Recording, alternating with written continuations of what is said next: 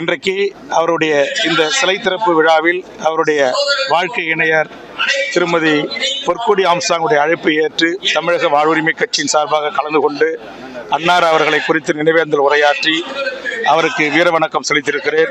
அவருடைய கனவு தமிழ்நாட்டில் தமிழ் சமூகம் ஓர்மையில் இருக்க வேண்டும், ஒற்றுமையாக இருக்க வேண்டும்.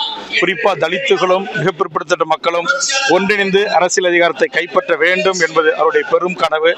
அந்த கனவை நிறைவேற்றுவதற்கு நிச்சயமாக என்னை போன்ற தலைவர்களும் அவருடைய தொண்டர்களும் சேர்ந்து எதிர்காலத்தில் நாங்கள் பணியாற்றுவோம். தமிழ்நாட்டில் ஒரு சரியான புரிதல் உள்ள ஒரு நல்ல ஒரு அரசியல் தலைவர், அவரை இன்றைக்கு தமிழ்நாடு இழந்திருப்பது ஏற்றுக்கொள்ள முடியாத ஒன்று. நிச்சயம் அவருடைய கனவு மிக பிற்படுத்தப்பட்ட மக்களும் தாழ்த்தப்பட்ட மக்களும் ஒன்றிணைந்து தமிழ்நாட்டின் அரசியல் அதிகாரத்தை கைப்பற்ற வேண்டும் என்கிற அவருடைய கனவை நினைவாக்க இளைய தலைமுறை சாதி சண்டை இல்லாமல் மத சண்டை இல்லாமல் ஒற்றுமையாக இருந்து அரசியல் பணியாற்ற வேண்டும்.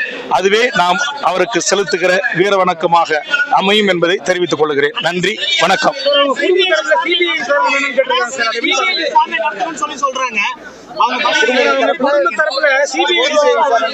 அவருடைய வாழ்க்கையினருடைய அந்த கோரிக்கையும் தமிழக வாழ்வுரிமை கட்சி ஏற்கிறது. அதை தமிழக வாழ்வுரிமை கட்சி வலியுறுத்துகிறது. நன்றி. சொல்லிட்டேன்.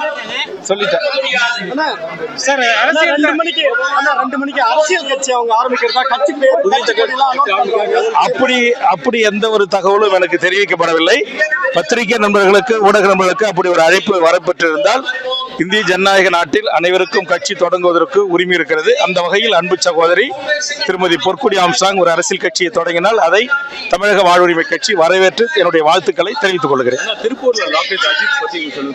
ஏற்கனவே சொல்லிட்டு அவருடைய குடும்பத்துக்கு போய் 1 லட்சம் ரூபாய் நிதி கொடுத்து அந்த கொலை குற்றவாளிக்கு காரணமானவர்கள் யாராக இருந்தாலும் கைது செய்யப்பட்டு சட்டத்தின் முன் நிறுத்தி தண்டிக்கப்பட வேண்டும் என்பதுதான் தமிழக வாழ்வுரிமை கட்சியினுடைய நிலைப்பாடு. நன்றி.